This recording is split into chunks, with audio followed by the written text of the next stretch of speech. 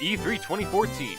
Not only was there a new Star Wars trilogy in production, there was a hyper-realistic Battlefront game on the way. Finally, Battlefront was coming back. Poverty and world hunger would soon be abolished, world peace would be achieved, and Half-Life 3 was probably on the way. I played the original Battlefront games to exhaustion, and I couldn't wait to see what a modern reboot would look like.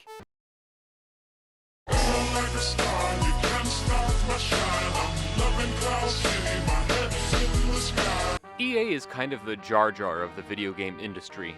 Watch Mojo even has a video on the top 10 worst things EA has ever done. Okay, that's when you know you've messed up. So when the House of the Mouse gave EA the exclusive license to make Star Wars games, it was a day of great mourning in the gaming community. So let me just take you back to 2004. Small Bobster had just finished playing LEGO Star Wars, and this crazy new game called Star Wars Battlefront had just come out. Most of the Star Wars games that had come before were great, linear, story-driven games. Battlefront came out and said,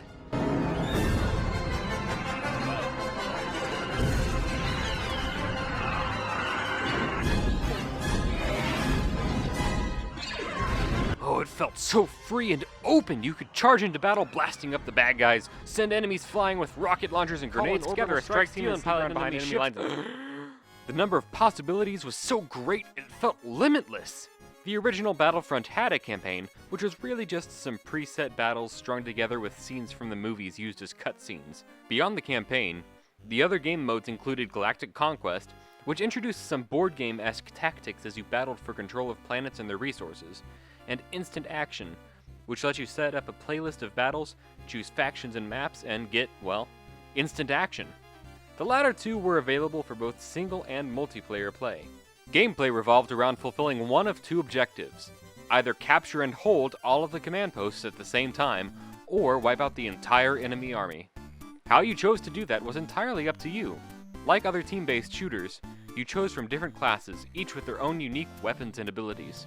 The 2005 sequel expanded on the idea, adding new characters, maps, mechanics, and other game modes, like capture the flag and, hunt the native population. Wow, that sounds bad. It went on to become one of the most played games on the original Xbox. This one had a campaign as well.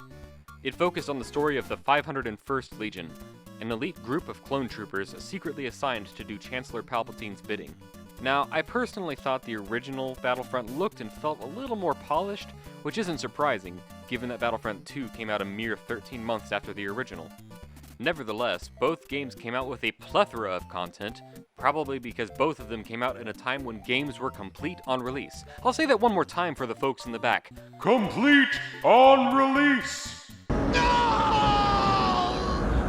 I knew I was in trouble when I got my physical copy and it turned out the game was digital download only. But EA, what am I supposed to do if I still have dial-up? I know this is the trend, moving away from physical media, but for those of us who don't have great internet, it can take days to get these games installed. Well, Bobster, why don't you just buy faster internet? You got the money for that? Because I don't got the money for that. Now, I would be showing you this on my PC, but Origin recently decided that I am no longer worthy. Luckily, I picked up Battlefront again at GameStop for Xbox One used for $3, which really should tell you all you need to know about this game. Now, I've been hearing this game referred to as Battlefield with a Star Wars skin, and I think that's just rude. Battlefield is a far better game. In fact, Battlefield 1 with a Star Wars skin would have been quite a bit closer to what was so great about the original Battlefront games. See, I never really got into Call of Duty or Battlefield growing up because they became so monotonous after just a bit of playing. In Battlefront 2015, every match, even in different game modes, just devolves into walking around and shooting at enemies. Sometimes following some hand-holding objectives, but most people just cared about getting that KD ratio up. And if you started playing after November 2015 and didn't spend 6 hours a day grinding or spending real money to unlock better guns and star cards, which were the dumbest thing ever, good luck having any fun against the gamers who did. And for a game where realism is one of the main selling points, why are there these power-ups hovering in the middle of the map? Instead of grabbing vehicles and turrets GTA style and randomly getting the chance to play as a hero, both are dispensed via these dumb floating holograms. And when you do get one of these power-ups, it respawns you on the opposite side of the map, completely disrupting the flow of the gameplay.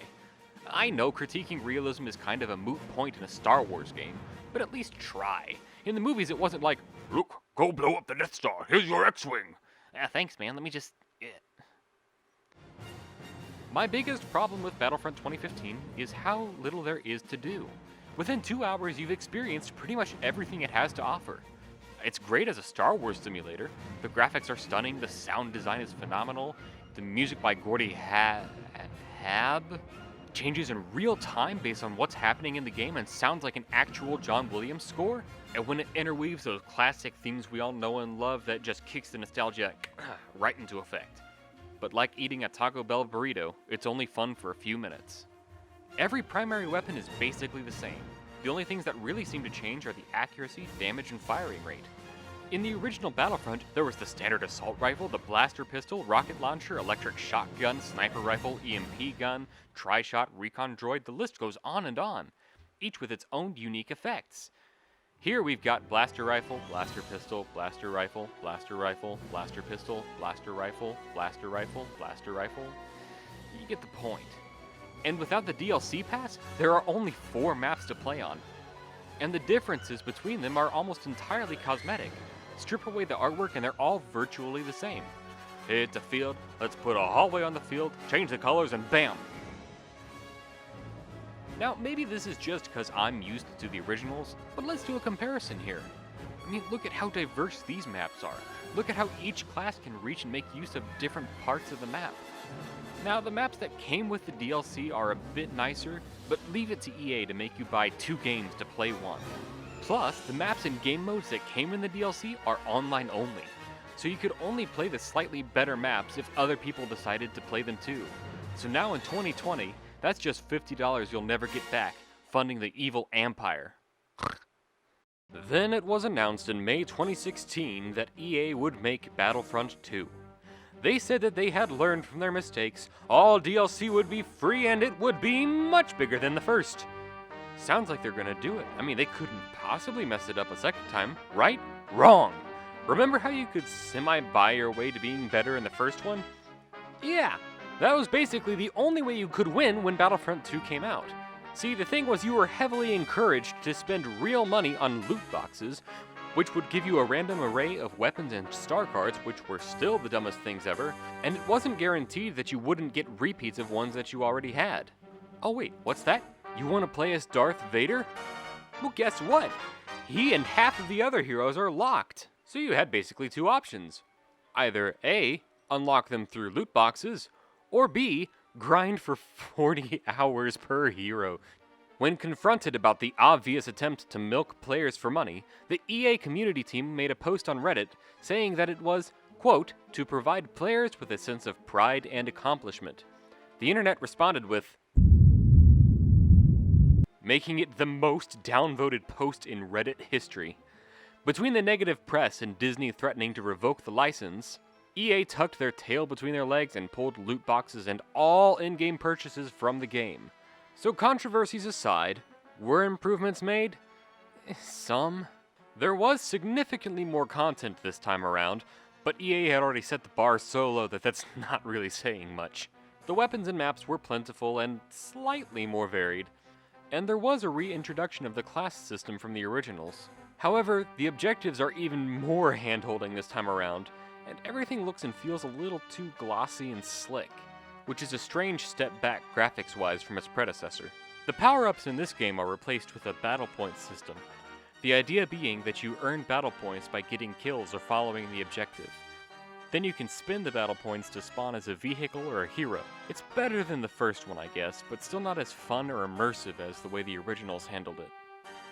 Now, we did get a new campaign in this one, and it's got an interesting story, but like the objectives, holds your hand and is not nearly as polished as something from, say, Halo. No, not that one. In my humble opinion, the best addition to this game happened last year when EA added back in the instant action mode, which brings back the command post capturing gameplay of the original. It's the closest we've gotten to an HD remake of the original games, and while it's still very sterile, it's a step in the right direction. Now I know I've just spent quite a bit telling you how much I don't like these games, but honestly they aren't too bad for what they are. The real problem I have with them is the title, Star Wars Battlefront. Battlefront was an established series with a very different style of gameplay that stood out from the pack. It was one of the few video games that I just couldn't put down. That freedom to tackle a match however I wanted to captured my imagination and made it feel like every action I took had a real impact on the outcome of a battle, and that I didn't have to play one particular way or another to win. Stealth and tactics were just as important as how trigger-happy you were.